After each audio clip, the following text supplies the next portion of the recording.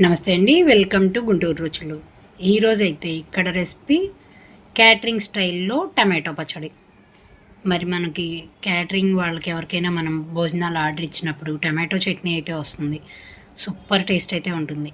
మనం ఇంట్లో చేసినా కూడా ఆ టేస్ట్ అయితే రాదు.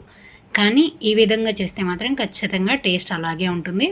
ఇంకొక 2 ముద్దలు ఎక్కువ తినేస్తారు. ఇది ముద్దపప్పు కాంబినేషన్తో రైస్లోకి బాగుంటుంది.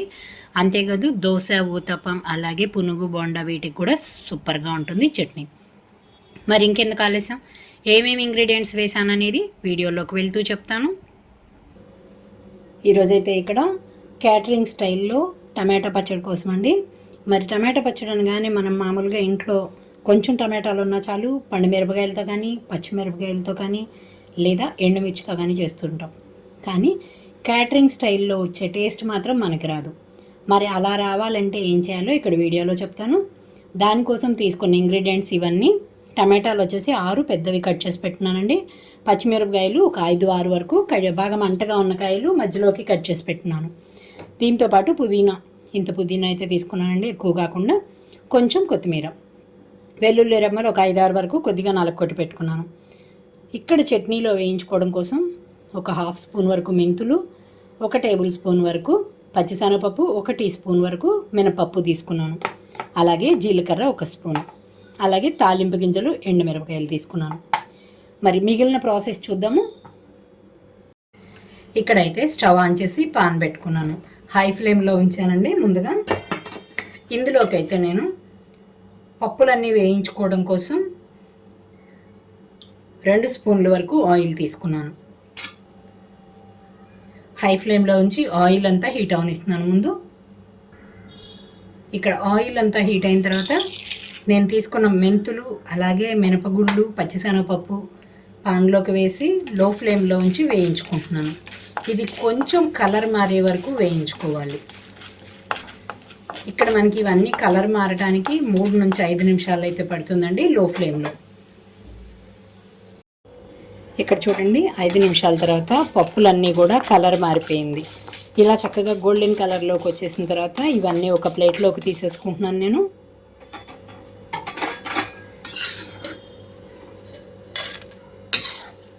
ఆయిల్ రాకుండా ఇవన్నీ కూడా ప్లేట్లోకి తీసేసుకోవాలి.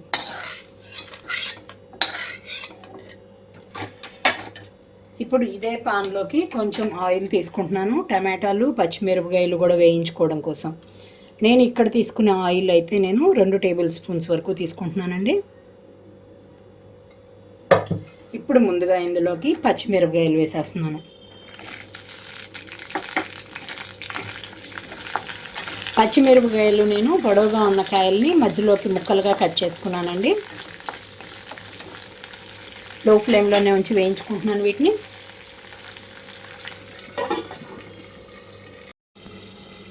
రెండు 3 నిమిషాల తర్వాత మూత తీసి ఒకసారి కదిలిస్తున్నాను.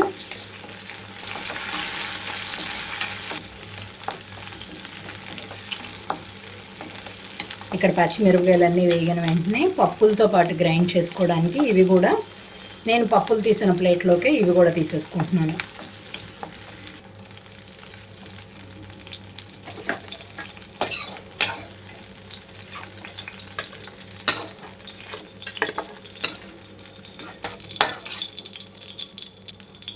ఇప్పుడున్న ఆయిల్లోనే టమాటా కూడా వేసేసుకుంటున్నాను. టమాటాతో పాటు పుదీనా కూడా. ఇక్కడ నేను సాల్ట్ వేయట్లేదండి, వేయకుండానే మూత పెట్టి మగ్గనిస్తున్నాను.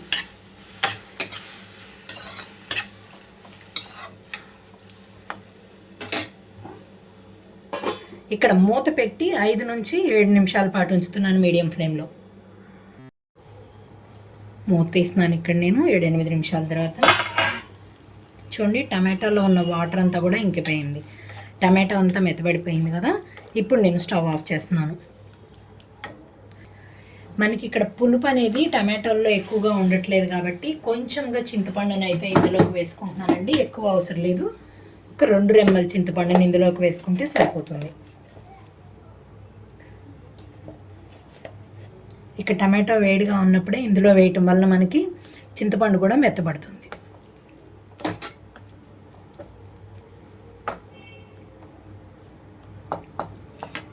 స్టవ్ ఆఫ్ చేసేసి టమాటో అంతా ఆరిపోయే వరకు ఉంచుతున్నాను. ఇక్కడ నేను తాలింపు కోసం వేరే పాన్ అయితే తీసుకుంటున్నాను.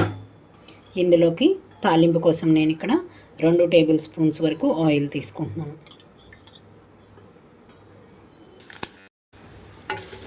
చూడండి తాలింపు గింజలన్నీ కలర్ మారిపోయినాయి. స్టవ్ ఆఫ్ చేసేసుకుంటున్నాను. ఇందులోకి మీకు ఇంగువ వేసిన స్కిప్పింగ్ అయితే మిస్ అయిపోయిందండి. ఇంగువతో పాటుగా వెల్లుల్లి రెమ్మలు అలాగే కరివేపాకు కూడా వేసుకున్నాను. తాలింపు కొంచెం ఆరనిస్తున్నాను. ఇక్కడైతే మిక్సీ జార్ తీసుకున్నాను. మిక్సీ జార్లోకి వేయించి పెట్టుకున్న పప్పులు పచ్చిమిరపకాయలు వేసి గ్రైండ్ చేసుకుంటున్నాను. అలాగే జీలకర్ర కూడా. దీంతో పాటుగా నేను టమాటాల్లో కూడా ఎక్కడ సాల్ట్ అయితే వేయలేదు. ఇక్కడ సాల్ట్ వేసుకుంటున్నాను రుచికి తగినట్లుగా. మూత పెట్టి గ్రైండ్ చేస్తున్నాను. చూడండి పప్పులన్నీ గ్రైండ్ అయిపోయినాక ఇందులోకి అయితే వేయించి పెట్టుకున్న టమాటో వేస్తున్నాను. టమాటో అంతా మెత్తగా అయిపోయింది. ఎక్కువసేపు గ్రైండ్ చేయవసరం లేదండి. 2 పల్సెస్ లాగా ఇస్తే సరిపోతుంది. మూత పెట్టేసి గ్రైండ్ చేస్తున్నాను. చూడండి మొత్తం కూడా బరకగా గ్రైండ్ అయిపోయింది. ఇప్పుడైతే తాలింపు పెట్టుకున్న పాన్లోకి చట్నీ మొత్తం వేసేసుకుంటున్నాను.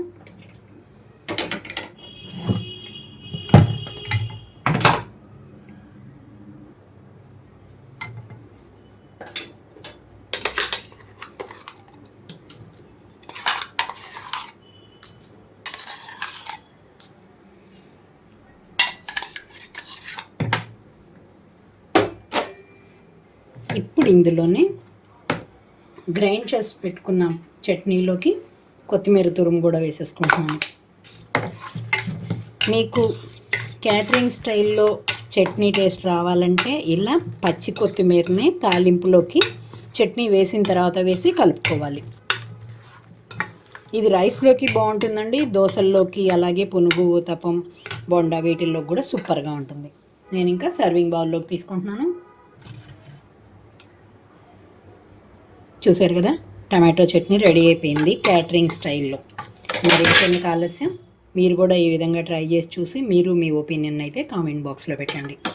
అలాగే మీలో ఎవరైనా మా వీడియో ఫస్ట్ టైం కానీ చూస్తున్నట్లయితే ప్లీజ్ మా ఛానల్ని సబ్స్క్రైబ్ చేయండి. అలాగే మా వీడియోస్ని లైక్ చేస్తూ షేర్ చేయండి. పక్కనే ఉన్న bell icon all option click చేస్తే మేము ఇచ్చే వీడియోలన్నీ మీకు నోటిఫికేషన్స్ వస్తాయి. Please encouragement. Thank you for watching. Thank you.